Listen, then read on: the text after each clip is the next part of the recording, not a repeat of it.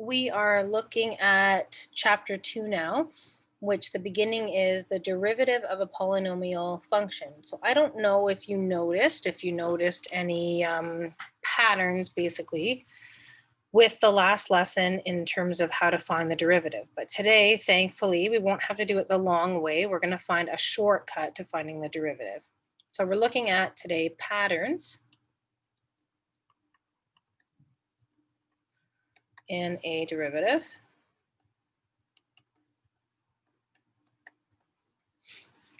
And we're finding the derivatives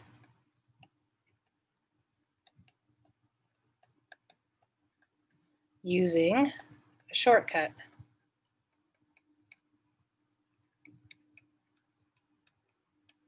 Okay, so just like, let's say, exponent laws, where you have exponent rules, where you can quickly figure out what to do when you're multiplying bases that are the same, what you do with the exponents, and dividing bases that are the same, what do you do with the exponents? Same thing, we just have rules here which are going to make it easier for us to directly get the derivative without so much of the algebra that we did in the last lesson. So we have what's called a constant rule. So if the function, if f of x is equal to a constant, where c is a constant, then f prime of x, the derivative of x, is equal to 0. So if we were to think about that, determine f prime of x for f of x equal to 7. So just to move this up so I have room.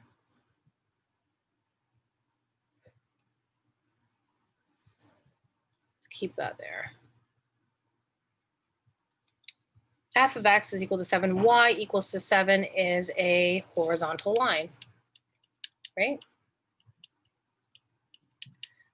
The derivative is the same thing as the slope of the tangent line. So the slope of a horizontal line, so the slope of a horizontal line is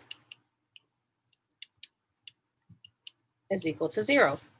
So that's where we're getting this. If I have just a number, a constant, then the derivative of the constant is equal to 0, because essentially you have a horizontal line and the slope of a horizontal line is always equal to 0. So then f prime of x, if the function is equal to 7, then the derivative of that function is equal to 0.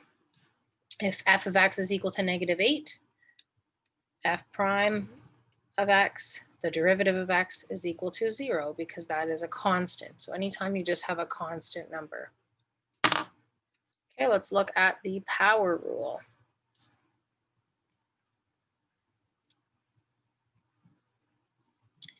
If f of x is equal to x to an exponent, so we're talking about powers, which is an exponent, and n is a positive integer, so we're only talking about positive now exponents, then f prime of x, the derivative, is, now let's watch this, the n that used to be the exponent is now in front of the x.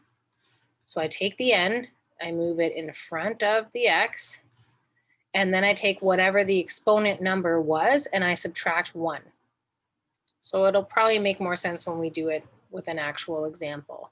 So determine f prime of x for, if f of x is equal to x to the power of 12, then f prime of x is equal to 12, is now n, goes in front, so 12 now moves in as my coefficient, 12 times x, and then I'd have n, which is 12 minus 1. So that equals to 12x to the power of 11. Okay, let's try this one. F of x is equal to x to the power of 9. So then the derivative of x, f prime of x, is equal to take that 9, put it in front, and 1 less than 9, 9 minus 1 is to the power of 8. Okay. Now the constant multiple rule. So that's the power rule when there's no number in front, when you're given just a variable to an exponent. What if I have a constant coefficient in front? So if f of x is equal to c, the constant, times g of x, c is a constant, g of x is a polynomial function, which is what we could have said this was, right? Polynomial means any number of terms, many terms. Then the derivative of x is equal to, leave that constant and get the derivative of g of x. So let's practice that. So determine f prime of x for, same question as before, x to the power of 9, but now I have that constant term of 5 in front. So how do I begin to write the derivative out here? So this one I'm going to go just in slower step by step. So I could write this out as 5 as my constant multiplied by g of x. So multiplied by, or say f of x here is x to the power of 9. Then go ahead and apply my rules, my power rule that I did just in the previous step. So if I'm going to start using the power rule, I'm calculating the derivative. I need to write f prime of x now. Leave the 5 there, leave your bracket, just to, again, go slow for the first example. Bring the 9 out in front, x to the power of 8, which we already did before. And then same rules apply where I can multiply these two bases together. So I have 45 x to the power of 8. So if we look, essentially what happened was I took the 9, brought it out in front, multiplied it by 5. So in this example here, negative 7x to the power of 20, I can go remove some of those initial steps and say the derivative of x is equal to, and again, you don't have to write this step out either, but just to negative 7 times 20, right? And then x to the power of 19, 20 minus 1. So negative 7 times 20, negative 7 times 2, add a 0, negative 140x to the power of 19. And that's it. That's all there is to it.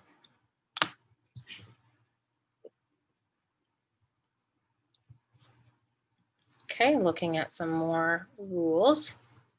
The sum rule, if f of x is equal to g of x plus h of x, if I have the original function being equal to two things added together, where g of x and h of x are polynomials, then the derivative of the entire function is just get the derivative of the first term, the first part, and get the derivative of the second part. And that's the same, instead of going over that later, that's the same for subtracting. If you compare these, if f of x is equal to g of x minus h of x, and g of x and h of x are polynomial functions, then the derivative of f of x is equal to g prime of x minus h prime of x, just the derivative of the first term, the derivative of the second term subtracted by each other.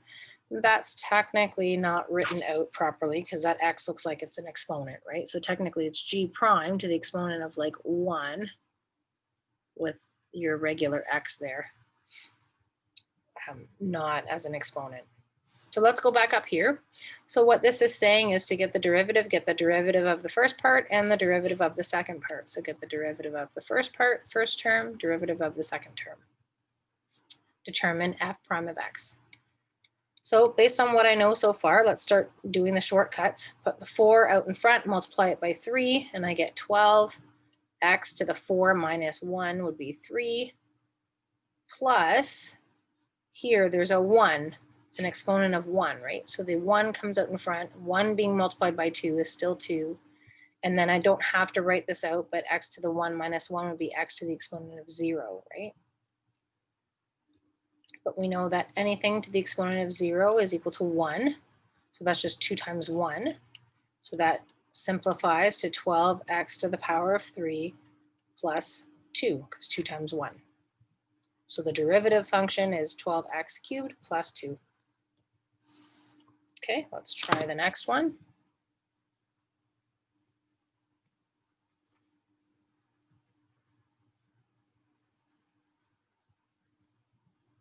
You can probably work ahead of me.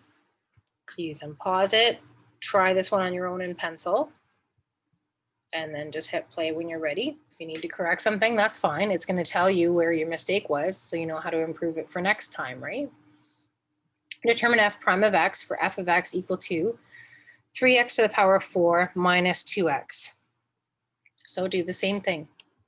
f prime of x is equal to, because I have an exponent, I bring it out in front, multiply it by the 3. 4 times 3 is 12.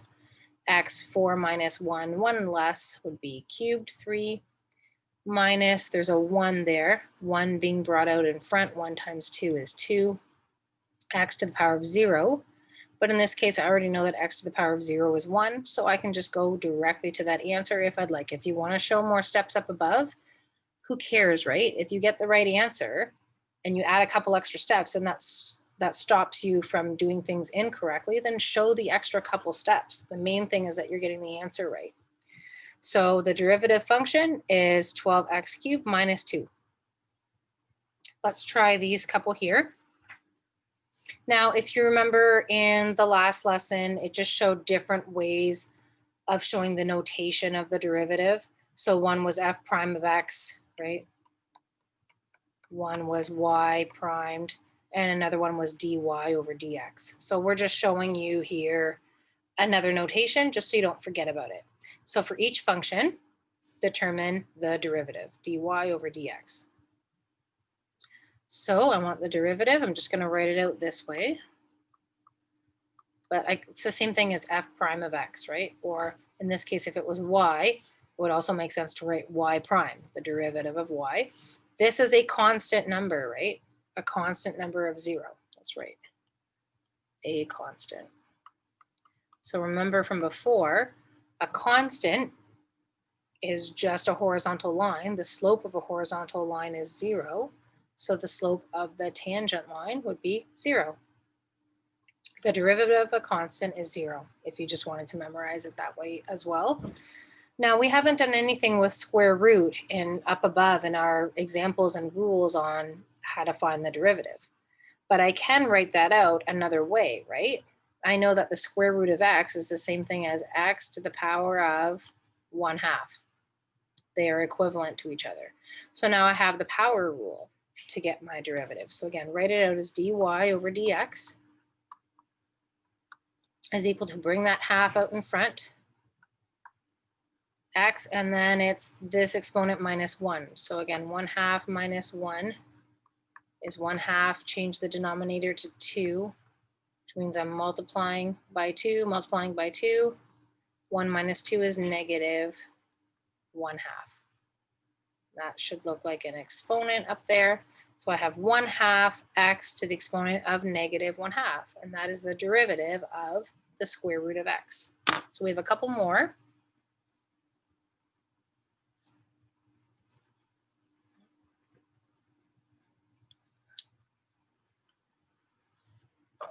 So what if I had a fraction, y equals 3 over x to the power of 7?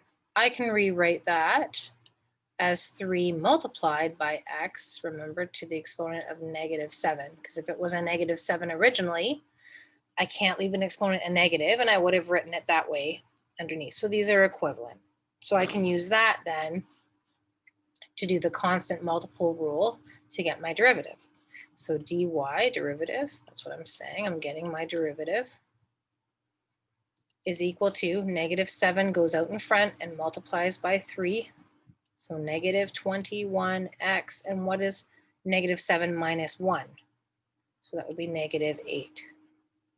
And I can leave it like that, or in the back of the book, or for yourself if you don't want to leave the exponent negative, right? You have negative 21 over x to the power of 8, and then it looks more like the original question.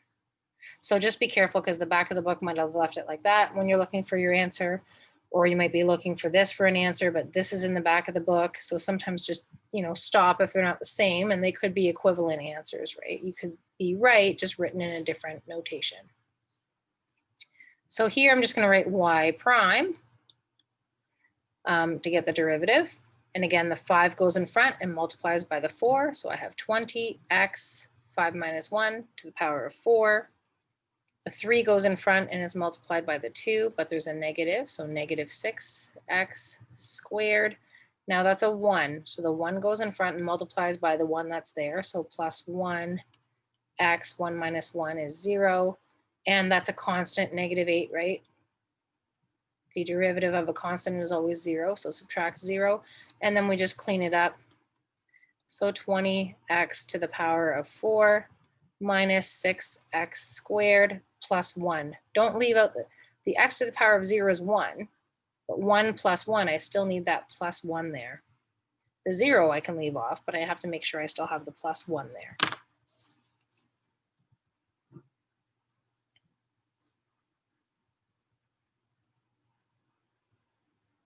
Okay. What if we have questions like yesterday where the answers were a bit longer? Now that we have the shortcut to get the derivative, we can use that to answer these couple questions.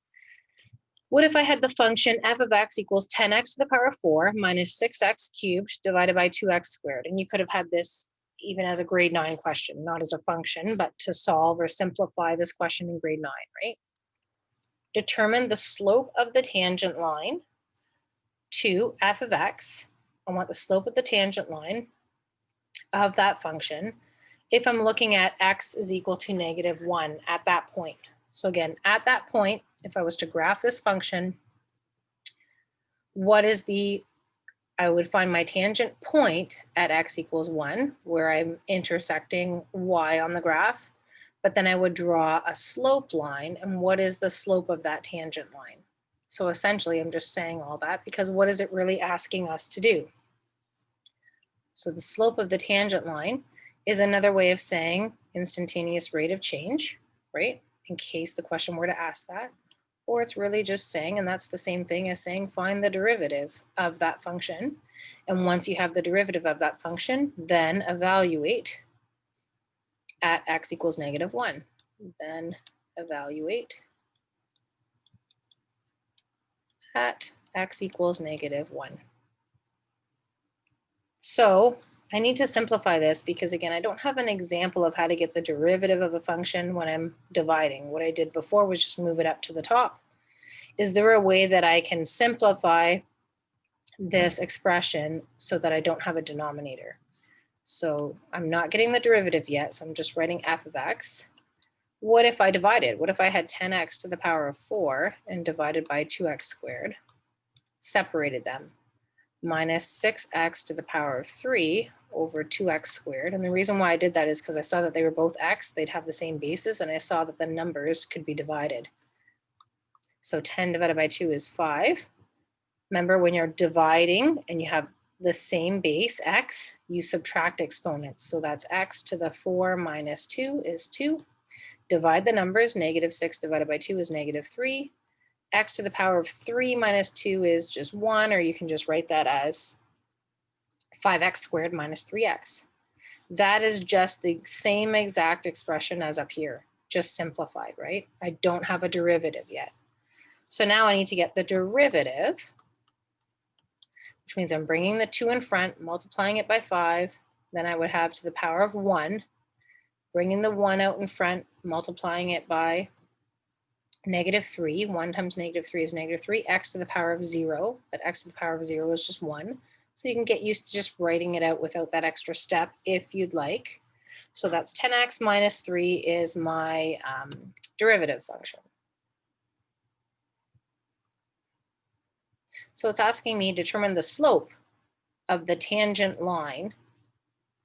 So there's my tangent line. Determine the slope of that line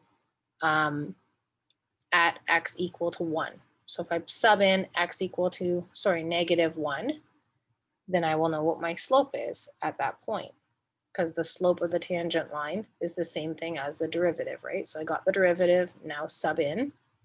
So f prime of x is equal to f prime of x is equal to 10 multiplied by x is now -1 minus 3. Bedmass rules, always.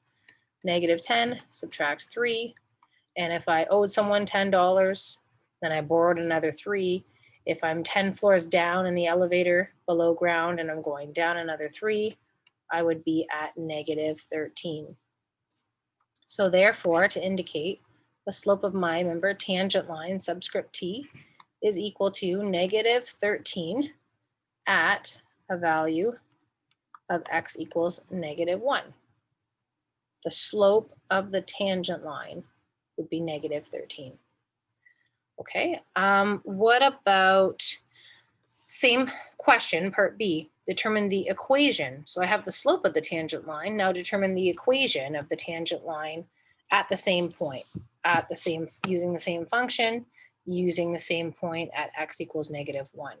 So I'm going to need a little bit more room than this. So what I'll do is just move this up, but then carry this information that I need from A forward, copy it into B. Just give me 1 second.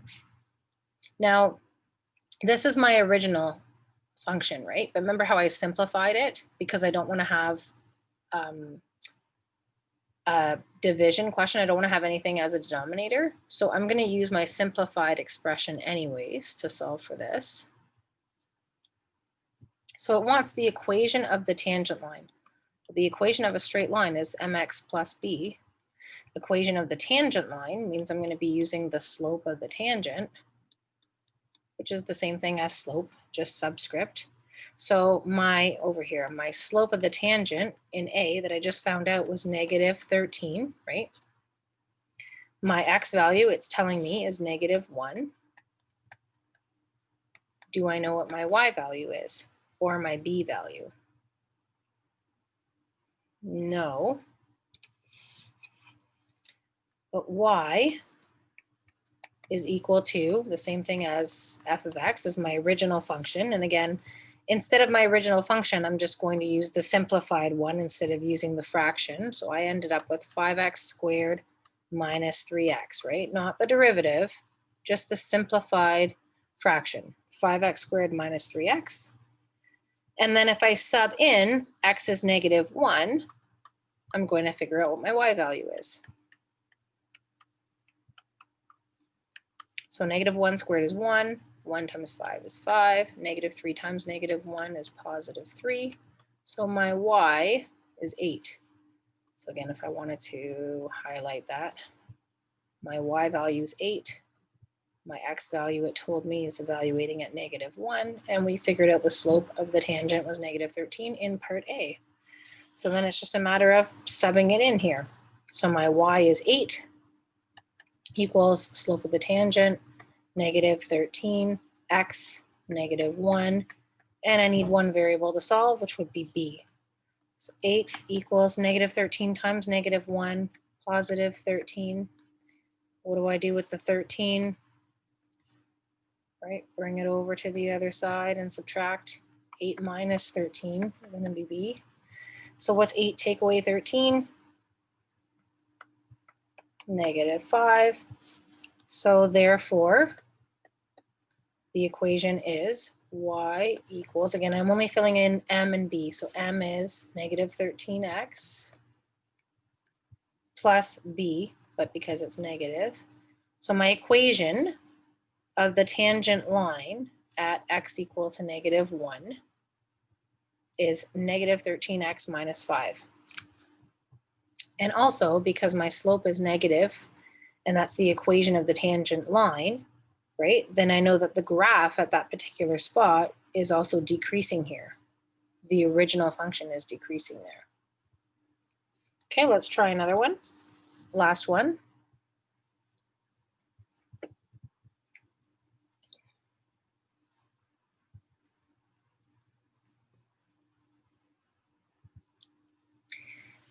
Now let's just try a function with g of x just to get used to not seeing f of x all the time. So for the function g of x equals 2x squared minus x minus 3, determine the coordinate, or if there's more than one, of the point at which the slope of the tangent is 0. So I'm told that the slope of the tangent line is 0. Well, if the slope of the tangent line is 0, then I know that that's a horizontal line, right? So what it's asking me to do is figure out what is the x value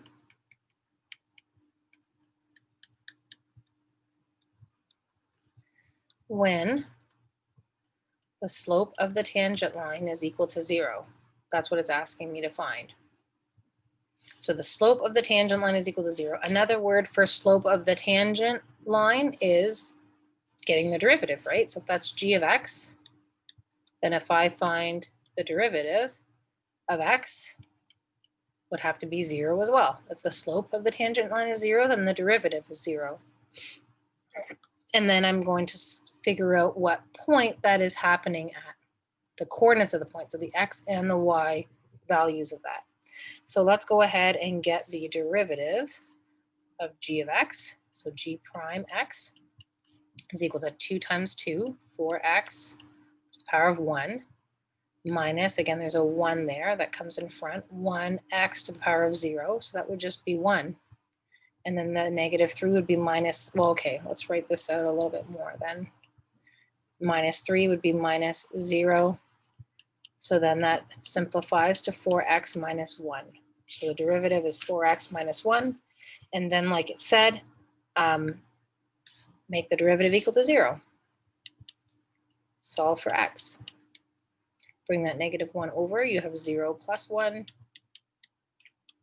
1 equals 4x. Divide by 4, divide by 4. X is equal to 1/4.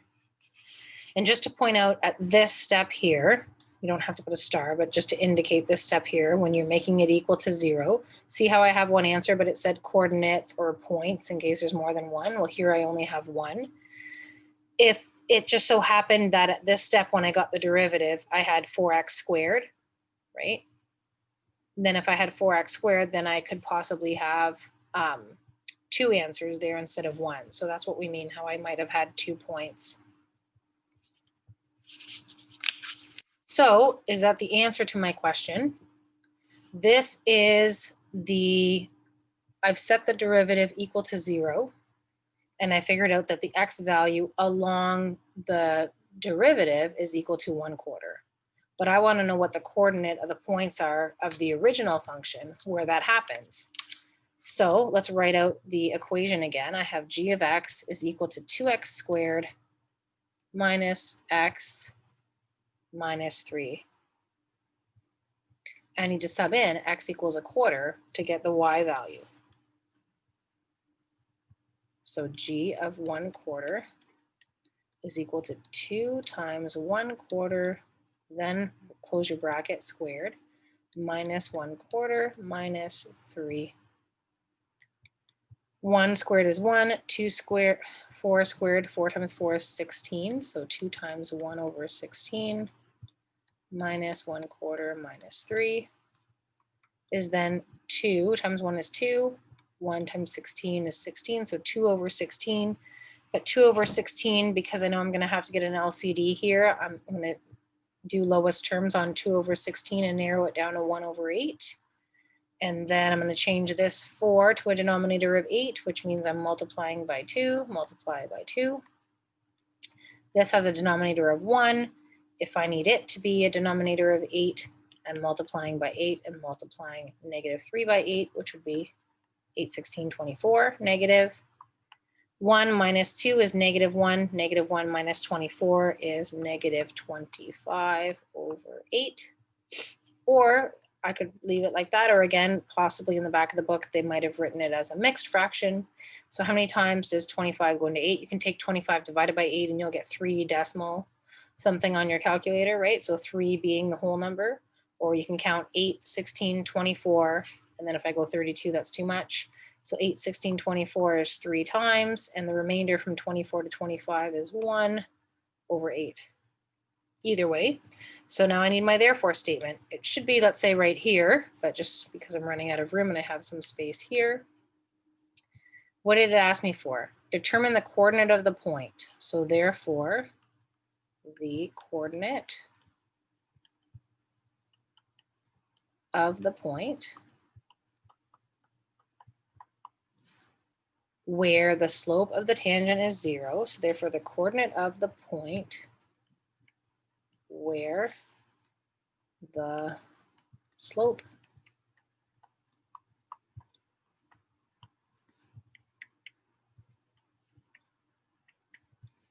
of the tangent line is 0 is, that coordinate point is an x value of 1/4 and a y value of negative 3 1/8 or negative 25 over 8.